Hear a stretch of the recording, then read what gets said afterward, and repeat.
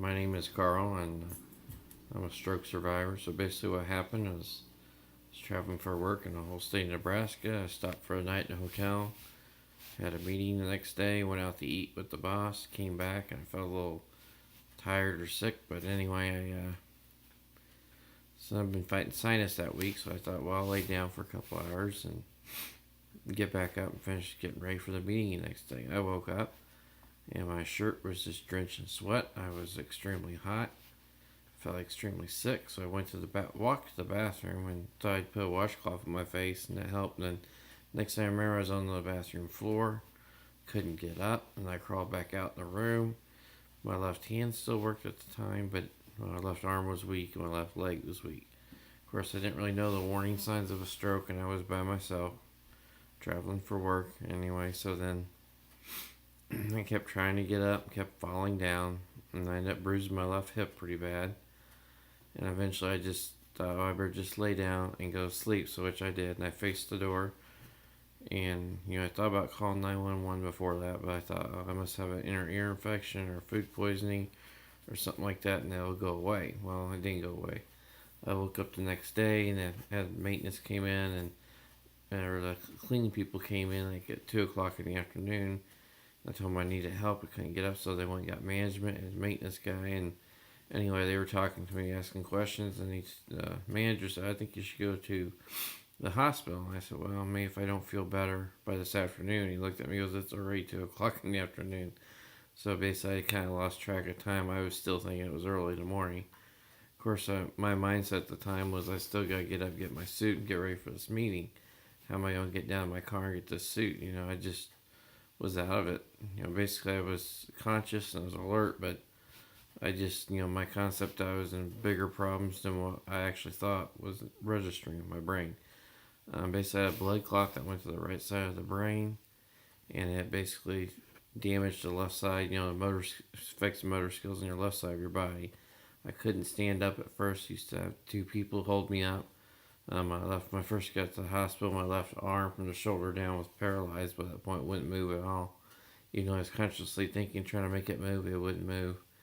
My left hand is still paralyzed, which makes life interesting. Trying to change diapers and stuff like that with one hand, it gets challenging, but I've learned how to manage doing that. So basically, just keep carrying on, keep pushing on, and get a little better every year. Get a little bit more back. So just reached last week, I just had a baclofen pump installed, where basically a pump goes in the side of your stomach here. They don't go through the muscles, but then they route a tube around your side and into your spine. They got high enough, and this seems to help my hand basically relax more, because you get something called muscle spasticity. So basically, your brain sends signals to tighten muscles up or relax, so make them relax, where you can open and close your hand quickly. Well, after stroke, it sends more of a signal, an active signal to draw your muscles up. I believe it's kind of like a self-protecting. But then again, I'm not a doctor or a physical therapist, but that's just my own theory. And you seem to learn a lot after you live through a stroke. You understand it quite as well. I'm sure anybody else that's probably had a stroke that watches this will understand as well. But yeah, it's a tough thing to go through, but you can get through it. I mean, luckily mine's hit on the right side of the brain. If it had gone on the left, they said that I could have lost speech, cognitive thinking, that type of thing, memory. So I was fortunate that way. Just lost the motor skills. Basically, I'm still the same person as I was before. Just I still like to work on things and figure out how things work and figure out how to diagnose and figure out what's wrong with cars and that type of stuff. But it makes it very challenging to have one hand to repair a car, because you can't really. A lot of times you got to hold something and get bolts started, that type of thing, and remove stuff. And it's just a lot of times I have to get help to hold things, like from my wife or family. Say, hey, I'm gonna take this loose, hang on to this, or do this and that while I do this. They kind of be in my hand that doesn't work. So anyway, yeah, even though I still enjoy that type of stuff, it's challenging. So I don't do quite as much as I used to. But yeah, basically it's just keep moving on. So I'm trying to think what else I could talk about. Yeah, I've had a lot of physical therapy and occupational therapy, and that's helped quite a bit.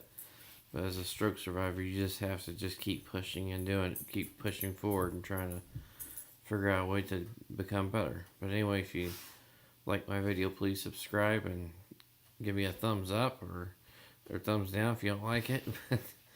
Anyway, thank you for listening.